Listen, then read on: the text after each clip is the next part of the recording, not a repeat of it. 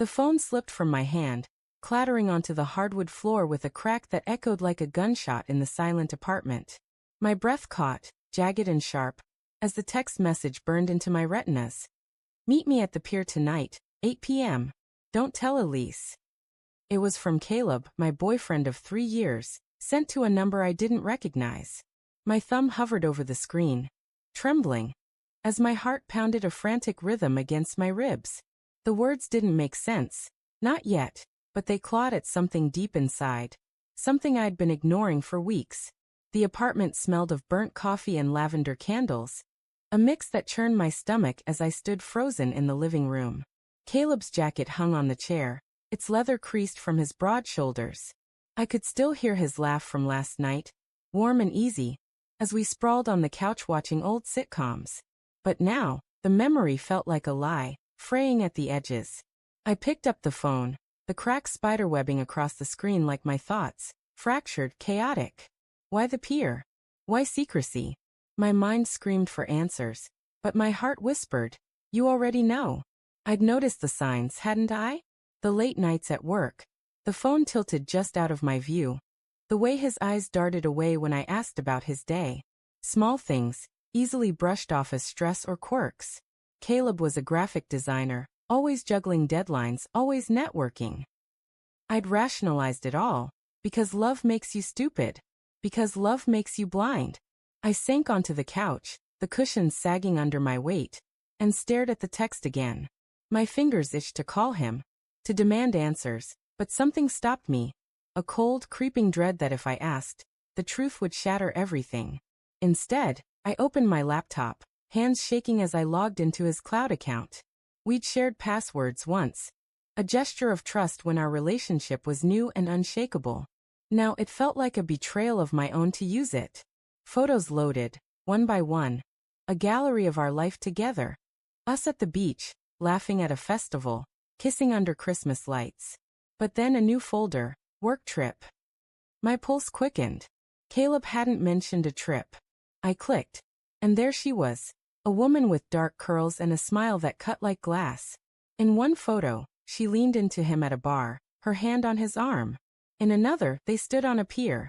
Not our pier, but one I didn't recognize, her head tilted against his shoulder. My chest tightened, a vice squeezing out air. The timestamps were from last month, when he'd said he was at a conference in Chicago. I slammed the laptop shut, my breath hitching. The room spun, the walls closing in, their pale blue paint suddenly suffocating. I wanted to scream, to throw something, but all I could do was sit there, drowning in the weight of my own denial. He wouldn't. Not Caleb. Not after everything. Our late-night talks, our plans for a future. The way he'd held me when my mom got sick. But the evidence was there, undeniable, mocking me. The clock ticked toward evening, each second a hammer against my nerves. I could confront him now. But what would he say? Lie? Apologize? Or worse, admit it with that calm, detached tone he used when he wanted to avoid a fight? No. I needed to see it for myself. I needed proof that would burn away the last shred of hope clinging to my heart.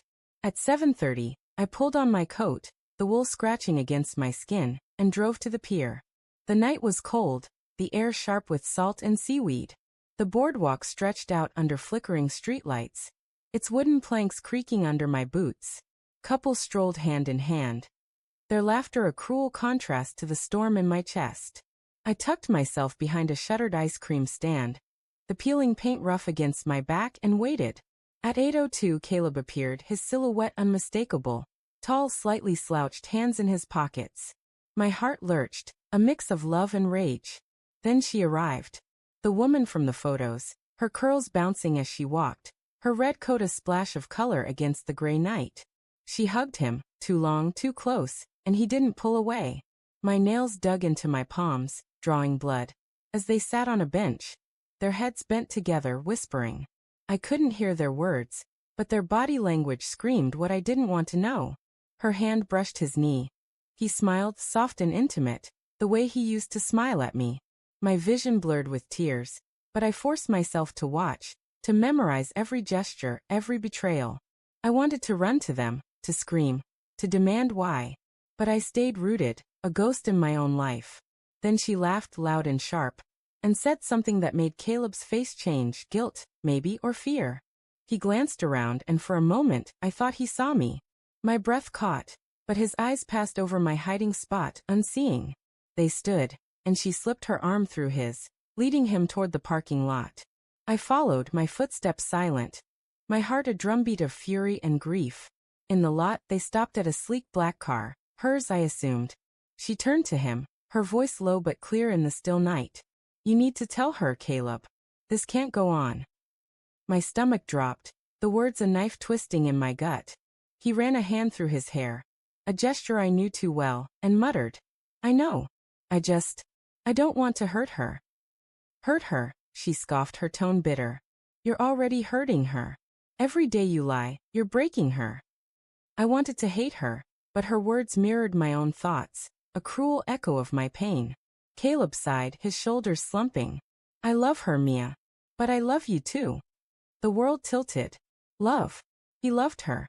The confession hit like a physical blow, knocking the air from my lungs. I stumbled back, my boots scraping against gravel. And they both turned. Caleb's eyes widened, his face paling as he saw me. "Elise," he whispered, the word barely audible. I didn't run. I didn't scream. I walked toward them, each step deliberate, my voice steady despite the storm inside. "Perfect," I said, my tone cold as ice. "You orchestrated this little performance, Caleb. Now let me make it real." Mia stepped back, her eyes flickering with guilt, but I ignored her. This was about him. About us. "How long?" I asked, my voice trembling now, betraying the cracks in my composure. "Elise, he started, but I cut him off." "How long?" 6 months, he admitted, his voice barely above a whisper. 6 months of lies, of stolen moments, of building a life with someone else while I planned our future.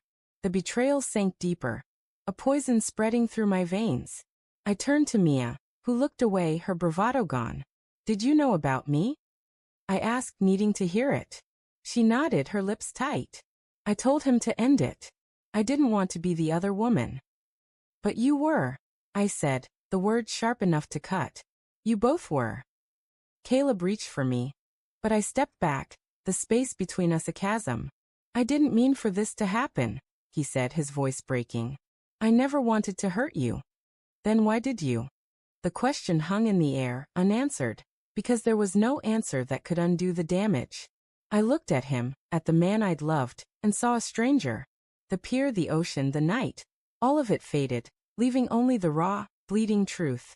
I turned and walked away, my footsteps echoing on the boardwalk. Caleb called after me, his voice desperate, but I didn't look back.